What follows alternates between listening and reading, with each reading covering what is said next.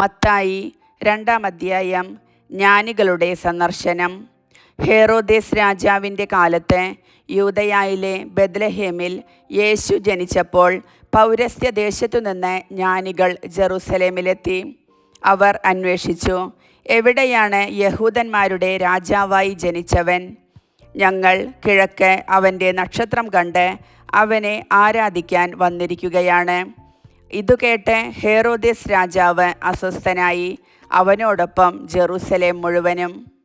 അവൻ പ്രധാന പുരോഹിതന്മാരെയും ജനത്തിൻ്റെ ഇടയിലെ നിയമജ്ഞരെയും വിളിച്ചുകൂട്ടി, ക്രിസ്തു എവിടെയാണ് ജനിക്കുന്നതെന്ന് ചോദിച്ചു. അവർ പറഞ്ഞു, യൂദയായിലെ ബെത്ലഹേമിൽ. പ്രവാചകൻ എഴുതിയിരിക്കുന്നു, യൂദയായിലെ ബെത്ലഹേമേ, നീ യൂദയായിലെ പ്രമുഖ നഗരങ്ങളിൽ ഒട്ടും താഴെയല്ല. എൻ്റെ ജനമായ ഇസ്രായേലിനെ നയിക്കാനുള്ളവൻ നിന്നിൽ നിന്നാണ് ഉത്ഭവിക്കുക. അപ്പോൾ ഹേറോദേസ് ആ ജ്ഞാനികളെ രഹസ്യമായി വിളിച്ച് നക്ഷത്രം പ്രത്യക്ഷപ്പെട്ടതെപ്പോഴെന്ന് സൂക്ഷ്മമായി ആകാംക്ഷയോടെ അന്വേഷിച്ചറിഞ്ഞു. അവൻ അവരെ ബെത്ലഹേമിലേക്ക് അയച്ചുകൊണ്ട് പറഞ്ഞു, പോയി ശിശുവിനെ പറ്റി സൂക്ഷ്മമായി അന്വേഷിക്കുക. അവനെ കണ്ടുകഴിയുമ്പോൾ ഞാനും ചെന്ന് ആരാധിക്കേണ്ടതിന് എന്നെയും അറിയിക്കുക. രാജാവ് പറഞ്ഞതു കേട്ടിട്ട് അവർ പുറപ്പെട്ടു. കിഴക്കു കണ്ട നക്ഷത്രം അവർക്ക് മുൻപേ നീങ്ങിക്കൊണ്ടിരുന്നു. അത് ശിശു കിടക്കുന്ന സ്ഥലത്തിന് മുകളിൽ വന്നു നിന്നു. നക്ഷത്രം കണ്ടപ്പോൾ അവർ അത്യധികം സന്തോഷിച്ചു. അവർ ഭവനത്തിൽ പ്രവേശിച്ച് ശിശുവിനെ അമ്മയായ മറിയത്തോടു കൂടി കാണുകയും അവനെ കുമ്പിട്ട് ആരാധിക്കുകയും ചെയ്തു. നിക്ഷേപപാത്രങ്ങൾ തുറന്ന് പൊന്നും കുന്തുരുക്കവും മീറയും കാഴ്ചയർപ്പിച്ചു. ഹേറോദേസിൻ്റെ അടുത്തേക്ക് മടങ്ങിപ്പോകരുതെന്ന് സ്വപ്നത്തിൽ മുന്നറിയിപ്പ് ലഭിച്ചതനുസരിച്ച് അവർ മറ്റൊരു വഴിയെ സ്വദേശത്തേക്ക് പോയി. ഈജിപ്തിലേക്കുള്ള പലായനം. അവർ പോയി കഴിഞ്ഞപ്പോൾ കർത്താവിൻ്റെ ദൂതൻ സ്വപ്നത്തിൽ പ്രത്യക്ഷപ്പെട്ട് ജോസഫിനോട് പറഞ്ഞു, എഴുന്നേറ്റ് ശിശുവിനെയും അമ്മയെയും കൂട്ടി ഈജിപ്തിലേക്ക് പലായനം ചെയ്യുക. ഞാൻ പറയുന്നതുവരെ അവിടെ താമസിക്കുക. ഹേറോദേസ് ശിശുവിനെ വധിക്കാൻ വേണ്ടി ഉടനെ അന്വേഷണം തുടങ്ങും.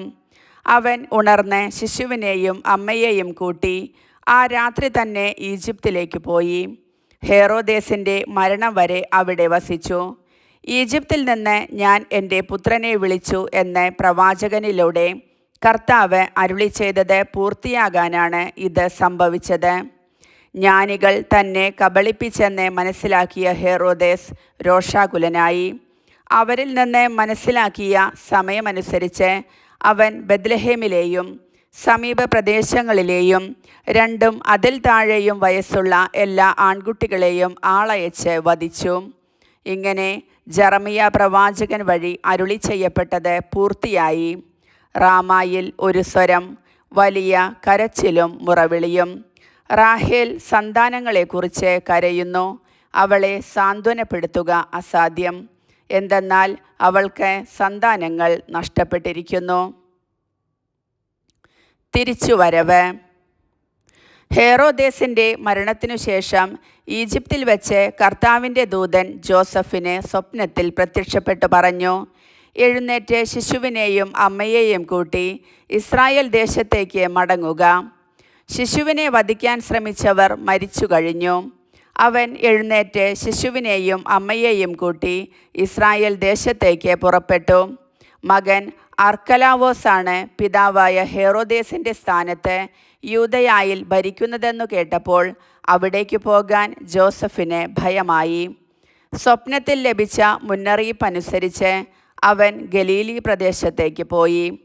അവൻ നസറായൻ എന്ന് വിളിക്കപ്പെടും എന്ന് പ്രവാചകൻ വഴി അരുളി ചെയ്യപ്പെട്ടത് നിവൃത്തിയാകുവാൻ നസ്രത്ത് എന്ന പട്ടണത്തിൽ അവൻ ചെന്ന് പാർത്തു. കർത്താവിൻ്റെ വചനം.